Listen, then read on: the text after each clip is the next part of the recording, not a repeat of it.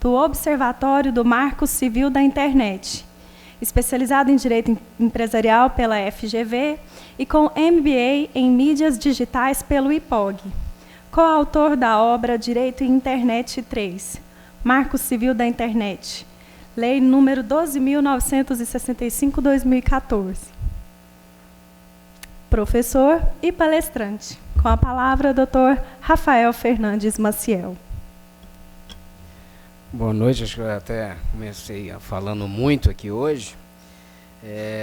Eu quero primeiro só estender um agradecimento de toda a realização do evento aos membros da Comissão de Direito Digital e Informática que estão aqui presentes, agradecer ao Dr. Marcelo, Ivana, o presidente, Dr. Paulo Emílio, a Carol, Antônio. Se estiver faltando alguém aqui, já levanta a mão que eu corrijo. Ainda agradecer que eu acho que é fundamental o Felipe Pestana, que está aqui, que vai ser o responsável por toda a capacitação amanhã dos advogados, multiplicadores. Muito obrigado, Felipe. Embora o tema seja absolutamente tecnológico, talvez em alguns momentos eu prefira evitar a tecnologia para tentar explicar alguns assuntos. Vou tomar a liberdade com vocês aqui de falar desse tema, evitando mostrar muitas telas. Então eu não trouxe uma apresentação visual, até porque aqui nós não temos como fazer um curso de identificação de autoria sob a luz do Marco Civil. Eu vou fazer um apanhado com vocês pelo tempo sobre o que o Marco Civil prevê, por que é necessário e o que é preciso ao advogado para entender. O que acontece muitas vezes? A gente traz muitas telas, a pessoa não entende o que significam essas telas a princípio e acabam não conseguindo também entender o principal que nós aqui precisamos, que são os fundamentos legais. Quando a gente fala em identificação de autoria, fica parecendo algo muito pericial, criminalístico, mas não é. As relações sociais hoje, todas, a grande maioria, acontecem também em ambiente web. Ninguém tem dúvida de que hoje raras pessoas são que não possuem uma rede social sequer. E aí, quando eu falo em rede social, o e-mail é uma rede social, um SMS é rede social. Então, é praticamente impossível que hoje uma pessoa consiga se interagir socialmente sem que haja algum recurso tecnológico envolvido. E, obviamente, quando você tem as relações sociais ocorrendo via web, as relações jurídicas também vão acontecer nesse ambiente. E diferentemente das relações de ofensa, que é dos principais, todos os crimes contra a honra são as principais ocorrências de ilícito em meio digital. Então, hoje, buscar estatística da Google, por exemplo, os maiores pedidos de remoção de conteúdo envolvem questões de crime contra a honra. Tem até uma pesquisa que diz que há uma satisfação das pessoas, ou uma facilidade, né, de que as pessoas colocam sua raiva, geralmente. Lembra que falava que quando você está com raiva, você tinha que pegar um copo de vidro e jogar na parede, que ameniza, né? Então, não sei, né, porque se eu fizesse isso em casa, na época solteiro, minha mãe, eu acho que ia só piorar o ambiente na casa. Mas diz que você joga a sua raiva ali, né, na ponta dos dedos. E hoje, como todas as redes sociais, nós estamos nos comunicando na ponta dos dedos, é muito natural que aumente o número de ofensas. As pessoas nunca se ofenderam tanto como depois do advento, né? Uma palavra tão batida em meio de direito digital, porque tudo que se vai falar hoje de direito digital é com o advento, né? Mas é impossível fugir em alguns momentos. Nunca se ofendeu tanto com redes sociais e com a internet. Isso é fato. E nunca se ofendeu tanto porque é muito fácil você ali na ponta dos dedos passar essa sua raiva, e porque muitos acreditam que ali estão fazendo sob um ambiente de anonimato. Porque, lamento dizer, Tabajara, mas aquela senhora, você conversa lá, que chama Catherine Zeta-Jones, não é a Catherine Zeta-Jones. Não é. Ela não fala português. Bom, isso é muito natural que a gente crie esses perfis, as pessoas criem esses perfis para se ofender achando que está sobre um ambiente de anonimato. E esse ambiente de anonimato, ele é uma é uma ilusão na internet. Assim, claro, opa, Rafael, é claro, eu tenho, é possível, sim, eu crio um perfil, eu posso usar mecanismos tecnológicos que a grande maioria de nós não sabe utilizar, que são mecanismos que burlam ali a sua conexão, mas a internet foi criada para ser identificada. É impossível você falar assim, olha, Rafael, não, mas eu tenho como criar recursos tecnológicos para omitir minha localização. Tem, mas a internet precisa de identificação. Diferentemente do telefone, que era comutação por circuito, né? O telefonista colocava um cabinho, tirava o cabo ali para falar com você, liga você aqui nesse, e aí é um cabo, a comunicação vem de ponta a ponta, o seu telefone ligando o cabo do outro. A internet foi construída como comutação de pacotes, é uma troca de pacotes. Cada pacotinho, toda vez que vai mandar uma foto no Facebook, vai fazer o upload de uma foto, essa sua foto ela é estraçalhada em inúmeros pedacinhos. Cada pedacinho desse ganha um carimbo. Um carimbo com endereço. Né? É um endereço eletrônico também. E esse endereço, ele tem lá, como se fosse o CEP da sua casa, ele tem um número de IP. Então, toda vez que você manda uma foto, ele recebe um carimbinho falando assim, olha, eu estou mandando deste número aqui para este outro número. Cada pacotinho desse recebe este número. Para todos se encontrarem ao final. E por que é feito assim? Justamente para não depender de um computador. Que eles falam, por conta de um ataque nuclear. Não foi essa a única razão de terem criado a internet, não. Foi uma pesquisa. E aí, se esse pacote for por este caminho aqui da direita e o outro pacote for pela esquerda, não importa. Se esse computador do meio parar, ele volta, vai pelo outro caminho. Por isso que a internet ela é tão redundante. E um computador que pare, um servidor que pare, não impede a internet de continuar funcionando. E por isso que dizem que se houver um ataque nuclear ou se tivesse uma guerra e destruísse alguns computadores, a internet ainda assim continuaria funcionando, porque os pacotes acham as suas rotas. Então, cada pacotinho vai lá e para chegar no final. E ele só chega no final porque tem esse número. E ele só vai saber lá nesse número que veio deste outro. Para voltar, a comunicação é a mesma coisa. Então, eu tenho um número, o destinatário tem um. Então, o Facebook... É claro que aqui aos técnicos, eu peço licença do Dr. Paulo Emílio, da nossa comissão, eu não vou entrar em detalhes de vários números de IP que cada servidor tem, nem em questões de DNS. Uma explicação básica é de que ele tem um número, então o Facebook lá tem um número, e eu tenho um número da minha conexão. Isso nos identifica, para permitir justamente que esses pacotes trafeguem. Então não importa se eu criar um nome como Pedro Dorleans e Bragança, que eu vou continuar, a conexão vai continuar saindo daquela conta da internet na minha casa. Porque lá eu ganhei um número para me conectar à internet. Então não há, há uma falsa ideia de anonimato. Então quando se cria perfis falsos, a pessoa acha que eu não posso identificar. E nesse cenário, é que quando foram, na aprovação do projeto, no debate do Marco Civil da Internet, que se buscou, então, olha, então nós precisamos armazenar esses dados, porque como nós vamos investigar os crimes? E aí vieram os ativistas de um lado e falaram, opa, mas espera aí, vamos armazenar dados que permitem a minha identificação, isso vai contra a privacidade. E a polícia de outro, num embate muito grande, a Polícia Federal, o Ministério Público, dizendo, olha, mas se você não armazenar nenhum dado, eu não consigo identificar nada na internet. Porque os números existem, mas eles têm que estar armazenados. Se ninguém armazena os dados, o número existiu, comunicou, acabou. Então ninguém vai saber a origem. E isso foi um debate muito, muito forte no Marco Civil. Eu gosto de dizer que o Marco Civil, muita gente critica, mas ele foi dentro do possível. Eu acompanhei desde o PL 2126, 2011, todo o trâmite legislativo, todas as audiências públicas que foram realizadas na época. O que saiu do texto foi aquilo que realmente foi possível. E nesse aspecto, e eu tenho que explicar essa parte do armazenamento dos dados para depois entrar numa questão mais prática e do próprio Marco Civil também, que é a requisição desses registros, como que se faz judicialmente, porque é só judicial. Então, ali dentro daquele contexto, os ativistas queriam, eu não quero que armazene dados por tempo nenhum. Enquanto a polícia queria, eu quero que armazene por mais tempo possível. E dentro desse contexto, chegou-se então a um entendimento de que os provedores de conexão armazenariam por 1 ano e os provedores de aplicação por 6 meses. Ponto. Que é provedor de conexão e que é provedor de aplicações. Provedor de conexão é aquele que garante o acesso à rede. Então, quando eu assino a internet lá com a GVT, esse é o meu provedor de conexão.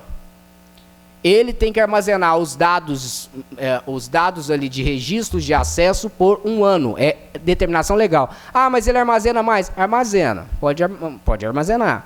Provedores de aplicações. Antigamente falava-se muito em provedor de conteúdo, provedor de serviço. Hoje a lei fala em provedor de aplicações de internet. É Facebook, é Google, YouTube. Esses devem armazenar os dados e esses registros por 6 meses. Então nós temos o Facebook armazenando os registros por 6 meses e o provedor de conexão armazenando por 1 ano. O que o provedor de aplicações deve armazenar? E aí, um primeiro ponto, que é explicar a diferença, e que muitos fazem confusão, entre dados cadastrais e registros. A lei fala em obrigatoriedade de armazenar registros de acesso. E o que é registro? Aí eu vou até voltar na definição do artigo 5º do Marco Civil de Internet.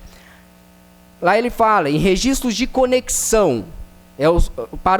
O conjunto de informações referentes à data, hora, início e término de uma conexão à internet, sua duração e o endereço IP utilizado para envio e o recebimento dos pacotes dados. Lá no registro de aplicações à internet, ele vai também armazenar os números de IP. Então, eu tenho o provedor de aplicações guardando a data, hora e o número de IP. Ele só sabe o seguinte: meio-dia do dia 27 de junho de 2016, o número 201.180.200.30 mandou essa foto. É isso que ele armazena. E isso ele é obrigado a armazenar por 6 meses. Essa é a primeira informação que eu tenho. E o provedor de conexão, ele armazena a informação seguinte: eu sei que o Rafael, ele está conectado à internet pelo número tal entre as 10 horas e as 12 horas. Antigamente você tinha um número e ficava com ele o tempo inteiro. Hoje esse número é compartilhado, então você tem ali o período. É muito importante esse período para identificar a sua conexão. E aí ele sabe que o Rafael tem esse número. Vejam, são 2 informações fundamentais para se identificar uma autoria na mão de pessoas diferentes, né? Então, um é o provedor de conexão e o outro é o provedor de aplicações. Aí lá na frente eu vou explicar como que se chega nesse conjunto probatório para se entender, para se buscar ou identificar uma autoria. Obviamente, gente, não precisa, só para lembrar aqui, quando a gente fala em identificar a autoria, eu estou falando daqueles que já não estão, obviamente, identificados, né? Porque também há as ofensas entre as pessoas que já estão trocando e você já sabe quem é que está ali, por indícios, até por anterioridade de postagens, você já sabe que é a pessoa real mesmo e não precisa desse procedimento. Dados cadastrais, eles são importantes, não se tem dúvida, mas eles não são de guarda obrigatória. Ou seja, quando eu vou cadastrar uma conta no Facebook, eu vou lá, coloco o nome, o endereço, telefone. Esses dados, eles não são obrigados para reter. Eu não tenho obrigação legal de reter. Então, a lei me fala dos registros de acesso, que é aquele número de IP que eu expliquei lá atrás. Esses dados cadastrais, o Facebook não é obrigado a reter. E teve uma dúvida se ele era obrigado a reter até pouco antes da Dilma sair, que foi quando veio o decreto regulamentando o Marco Civil, e que deixou claro que dados cadastrais não são obrigados a serem retidos. Ela não falou isso, mas ela disse que quando o provedor armazenar os dados, ou seja, não é uma obrigação, toda a doutrina também já tinha entendido que esses dados não têm obrigação legal de armazenamento.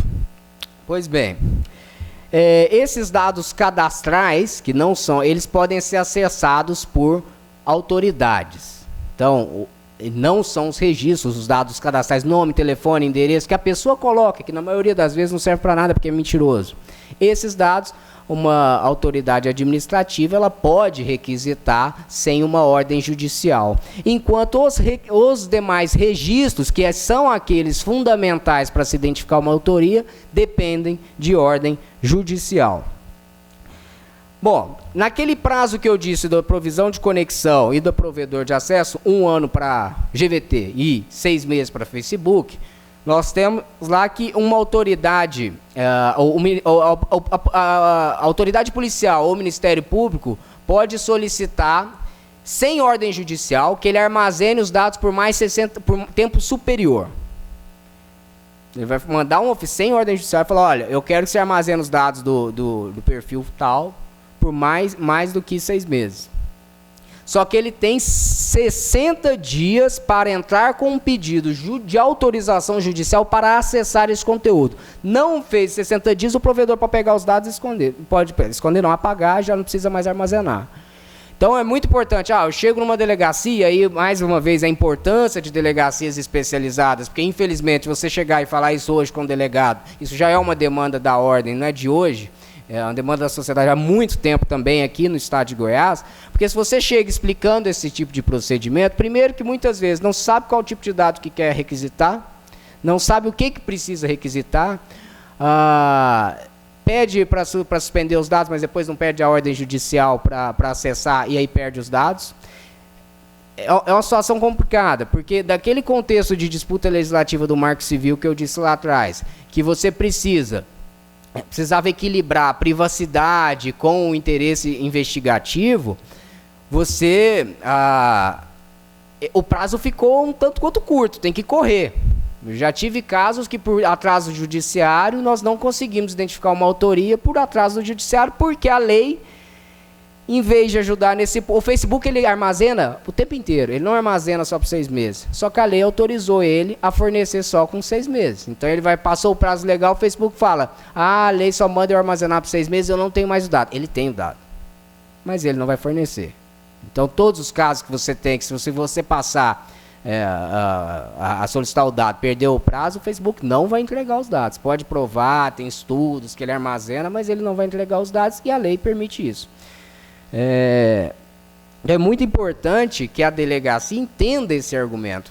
No caso da Fran, né, aqui é um caso emblemático aqui da nossa cidade, essa falta de desconhecimento leva até mesmo a dificuldade da apuração de autoria. Você imagine que um dado, e aí não é de conexão, não é de registro P, mas só para ilustrar aqui dessa importância de delegacias, depois de 1 mês do caso, você solicitar ao possível autor do crime que o celular dele para fazer análise. Depois de 1 mês.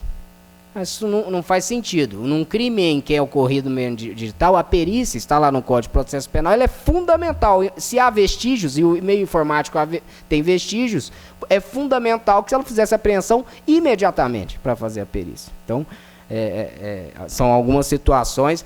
Outra situação que eu tive, por exemplo, chegar numa delegacia com um crime ocorrido numa rede social e pedir explicando ali o fato ocorrido, a vítima era daquela região ali da delegacia, ou seja, era competente aquela delegacia para apurar o crime, mas o escrivão foi olhando ali, bom, mas isso aqui aconteceu aonde? Falei, não, crime na internet. Não, a internet não é aqui não. Falei, mãe, então me explica, qual que é a delegacia que atende um crime que foi ocorrido no mundo inteiro? Não tem. Aí ele, não, mas internet não é aqui. Aí, com muito custo, aceitou. É óbvio que esses inquéritos, eles ficam ali parados.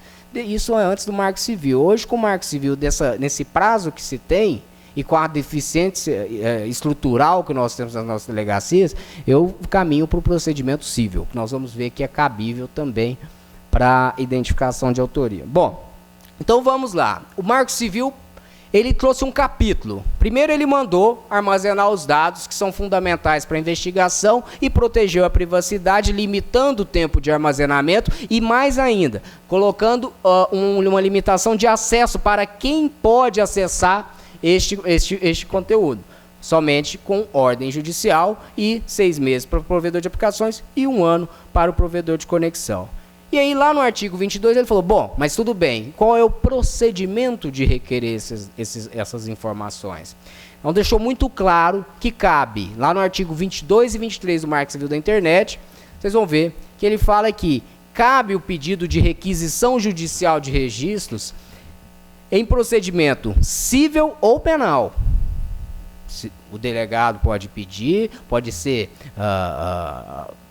na delegacia, pode ser ali num procedimento penal, pode ser incidental também, no meio de um procedimento penal, mas pode ser no procedimento civil.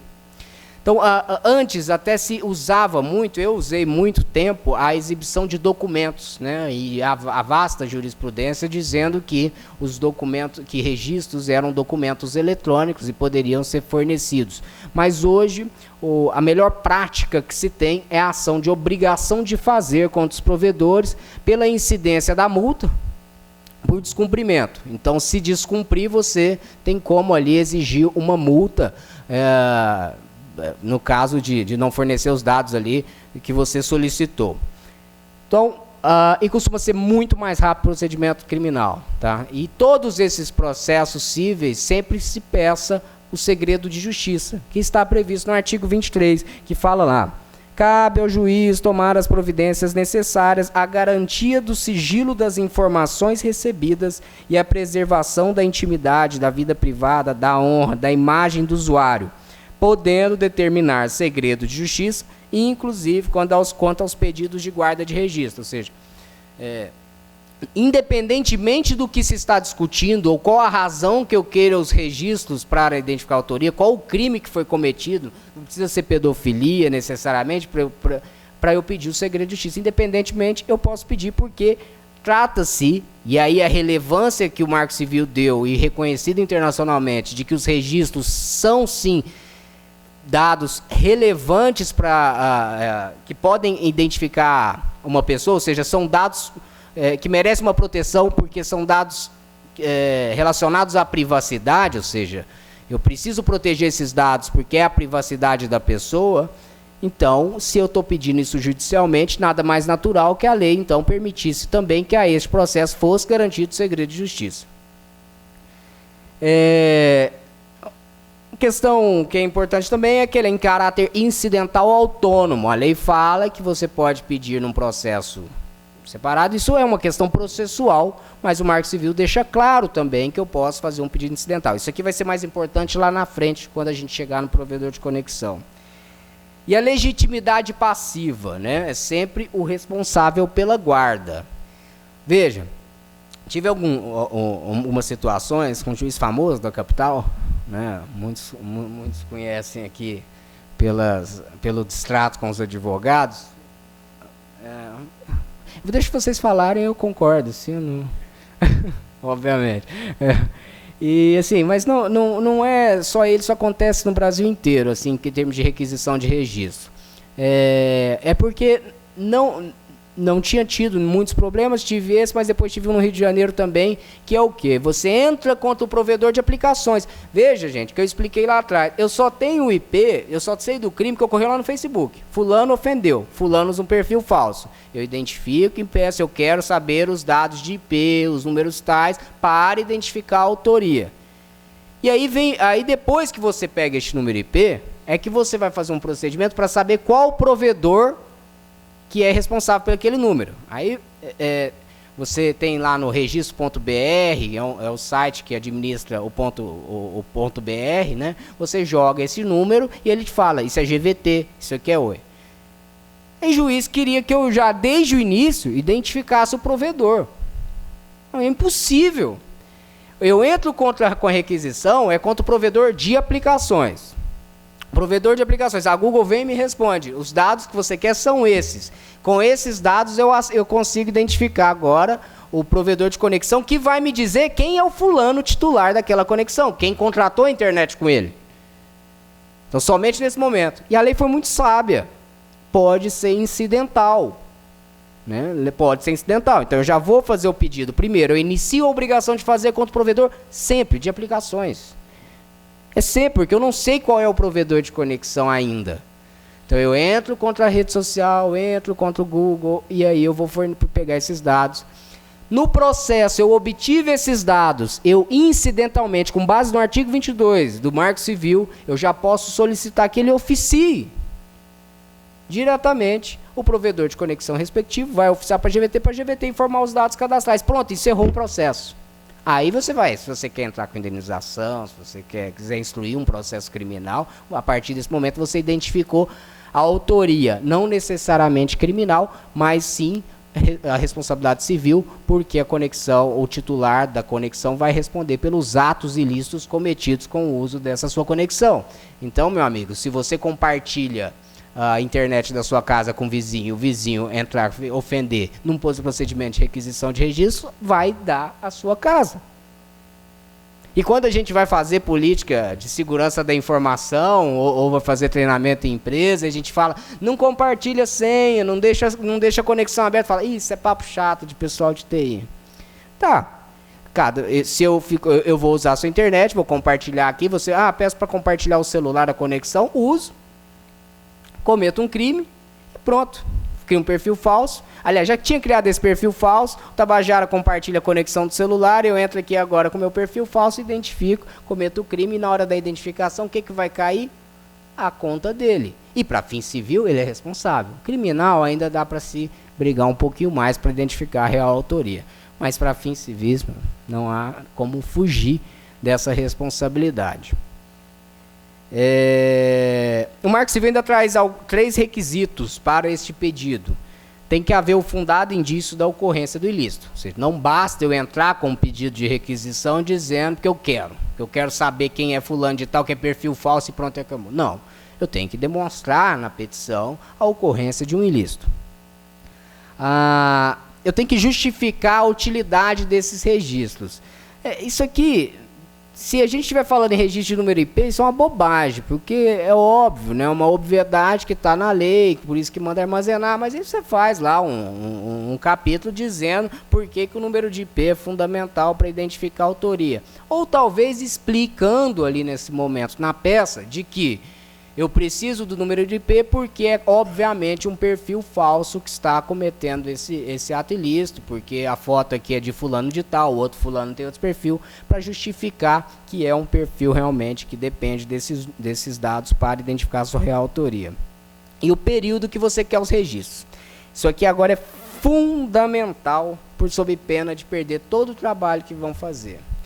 Eu disse lá atrás que muitos, na maioria aqui, não sabem usar ferramentas tecnológicas de esconder o verdadeiro número de IP que está acessando.